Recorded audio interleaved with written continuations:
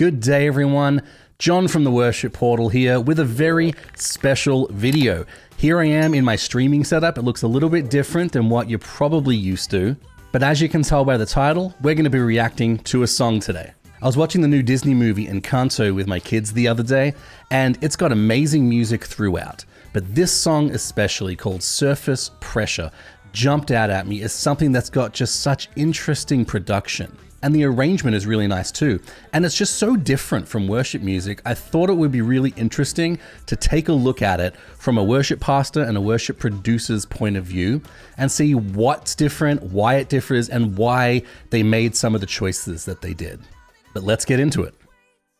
Why would anything go wrong? I'm totally fine. Magic's fine. Luis is fine. I'm totally not nervous. Your eyes doing the thing. I'm the strong one. I'm not nervous. Oh, wow. As tough as the crust of the earth is. Okay. I move mountains. I move churches. And I The vocals are super crisp. Of course. I mean, hey, where are you going? I don't ask how hard the work is. Got a rough Very soft, very dynamic, her voice. I really like that. I take what I'm handed. I break what's demanded. But under the surface, I feel berserk as a tightrope. Very busy and very electronic, so different to what Disney normally does. Very clean though. Oh wow. It's a good line. Ooh. Wow. Wow.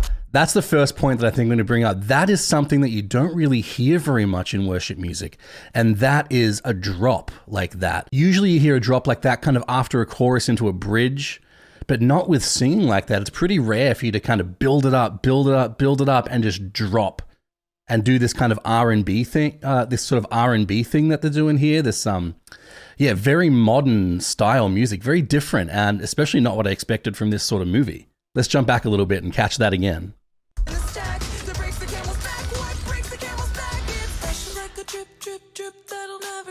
And listen to the simplicity of the production. Just a little bit of high synth, that electronic drums.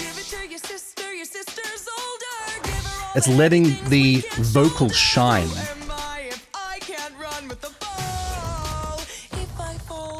The other thing I really like about this chorus here is when it's going into the chorus, the lyrics are focusing on how kind of vulnerable she feels and how exposed she is. That lyric just then, who am I if I can't carry the ball?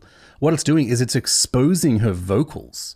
It's bringing all the instruments out, just bringing back in what's necessary, right? Some drums to keep that time and that groove, and that very high synth just to kind of keep the melody going a little bit. But it's really exposing her vocals, and that's kind of how she feels when she's sharing these feelings, that she feels exposed. And I think that's really interesting. Like the play between the words and the music kind of matching is something that we see a little bit in worship music, but not a whole lot, to be honest. Let's get back into it.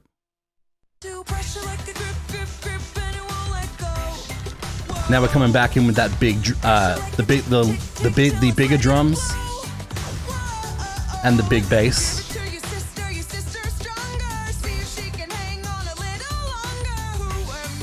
Oh, that's really nice too. That's really nice too. What you'll notice, something I learned when I was actually recording my first single with, Pro who really knows what he's doing. You want to switch up the melody, especially in like a chorus or a tag or something. You want to switch it up to keep it interesting.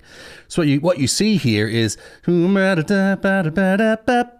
it's kind of doing that over and over again throughout this whole chorus, I guess this is. But right there, it kind of throws in a little bit of a difference, and that just helps keep the recording interesting. It helps keep the listener's ear, and those little things can really help make the difference between something that sounds good and something that sounds super professional. Let's give that bit a listen again.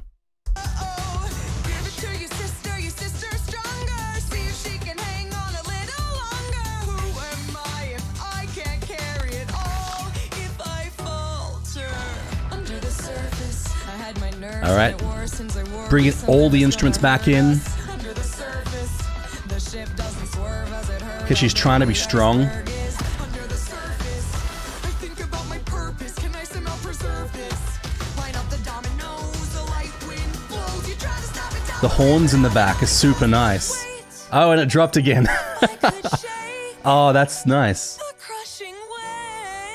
Oh, that walk down is just beautiful. The walk down it's doing there is really nice. It just helps bring that airy sort of wishful thinking. Man, Disney really know what they're doing, matching the lyrics with kind of what's going on. And just that walk down by itself from the G. I'm guessing to a G major 7. Then to a G7. Right? And the bass is following it down. Right? So the bass is kind of following it down to the G major 7.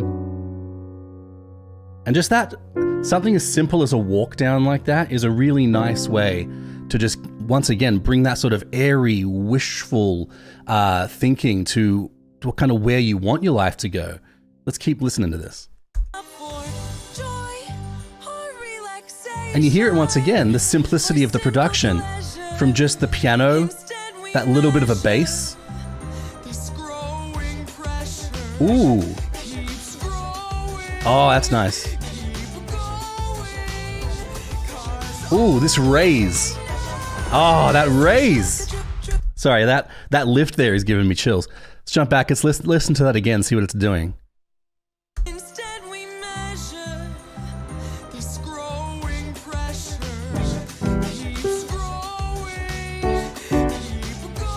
Ooh.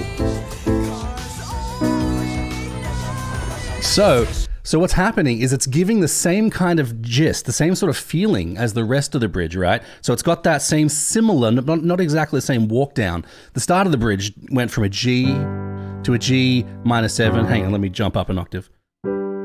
G to a G major 7 to a G7, and then it jumped down to the C, right? And that's kind of that strong chord that we feel there. But as it goes into this little walk down where it's raising up, it does something really interesting. It goes from an E minor, keep going, to an E minor 7. No, to a B minor. Oh, a B minor over D. And what it could do is it could keep walking down and go to an A minor over C and then finish off on that B. But it doesn't. What it does is it goes from the E minor to the E minor 7, walking down, but then it jumps down to the A minor, just a straight A minor, over an A, so it can raise back up to the B. And just what the vocals do here is very, very nice too. Man, I want to listen to that again. It's my favorite part of the song.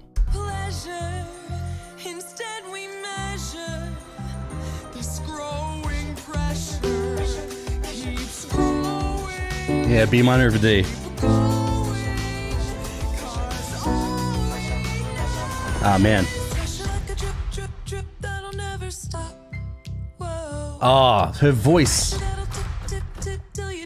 And the acting too. Like, I'm sure they had some reference here that they were referencing when they were acting and doing the animation. I love how it pulls back here to this chorus. Super soft and super vulnerable chorus. And you see it in her eyes, how all of this weight is being put upon her. And she's struggling with it and she doesn't know what to do. And her voice changes from a drip, drip, drip to a drip, drip, drip, like a really soft kind of vulnerable spot. This actress has some range in her voice. Let's listen to that again. I love this part. See, it softens. Oh, wow. And you hear the production simplify as well too. It's just pushing through with that kind of driving bass. Boom, boom, boom, boom, boom. It's just pushing through with that bass. It's almost like those rocks are kind of weighing on her and that bass is like kind of pressing in as she's trying to kind of hold them up. Matt, see, this is why the way we produce things can be so important. It's just beautifully done. Disney has got some great producers on their team. Little snaps.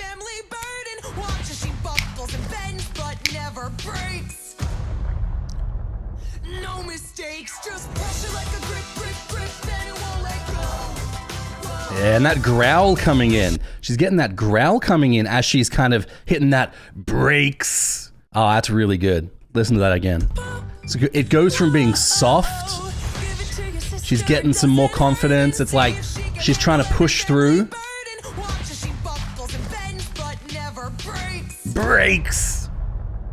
Ah, so good. It's also using sound effects really well too. When that building falls on her, you hear that as like a big boom, as a big kind of crunch that really helps sell the sort of dropout, that vacuum of the rest of the instruments. Listen to this. Woo! And everything's coming back in as she's like pushing through for her family, for her community. She's like, it's almost like she's putting on a face here. It's almost like she's putting on sort of a fake personality to just push through. That's why everything's become so much more grand. Oh man, that was good. Wow. What a song. Just phenomenal work on the production here by the Disney producers. Not only the songwriters and the animators, but just the people thinking about how to attach, how to walk alongside these lyrics and these visuals musically. And they do a great job of making things big. I love how in the beginning it's so kind of vulnerable. She doesn't know kind of how to get through this. Then you see her trying to push through just a little bit, and then it gets really vulnerable in that bridge. And then you feel that wishful thinking, how she wants to just, what are the lyrics? She wants to just experience pleasure and some relaxation. And you get that not only from the visuals of her being in the clouds, riding the little donkey unicorn thing, but also just by the beautiful chords and the kind of walk downs it uses and how it raises up with that bass line. Beautifully done. And then the vulnerability that you get in that very last chorus when she's being weighed down. I really do think a lot of intentionality went into how the visuals flow with the words, but also with the music. And it's just so beautifully done. I also love the message of this song in that we all have so much pressure put on us from others, from ourself. And so often we're just at a boiling point, ready to burst, ready to explode. And so often you want to just push through. But I think what this song is showing is that you don't have to. You can depend on your family. And that's what the whole film is showing. It's not just about you doing this because you have to. It's your responsibility. But you can depend on your family. And I think that's just such a great message to put through. But for us worship leaders, what can we take from this song? How can we apply some of what we've talked about here today to our own music? And that is how to instrumentally link what we're talking about to how we're playing our instruments and how we're worshiping God. And I think something as simple as that, like I know we do it a little bit. Sometimes if you sing the word high, you kind of sing the word high and you go up, and we do it a little bit like in very predictable ways. But I think this shows us that showing that vulnerability in our performance, matching that to kind of how we're playing, not just doing the song exactly like Hillsong or Bethel or whoever do it. I think that can be such a powerful way to worship, to bring your congregation into the experience, and to ultimately point the glory up to God. And when I watch something like this, I get that inspiration to sort of think about music in a different way that's not just about mimicking the big band that did it first, about trying to be creative with our own worship teams, with our own congregations, with where we are as our church or your church, and really focusing on how we can be creative with the gifts and talents that God has given us. But some may say that I'm just reacting to this song because it's big right now, and maybe it'll go viral. Who knows? But if you enjoyed this and you want to hear me react to more songs and bring a little bit of my production experience and kind of break them down, feel free to let me know in the comments, whether they're secular Disney songs or whether it's a Christian song. Feel free to let me know down in the comments what you would like me to react to. And I want to extend a big thank you to my Patreon supporters. You guys are really helping push the channel forward. I so appreciate your support month to month. And if you're not supporting me on Patreon, you can do that for as little as $2 a month. Link is down in the description. And you get some awesome perks while you're at it. Thanks so much for watching this very different video today, and I hope you enjoyed it. Have a good one.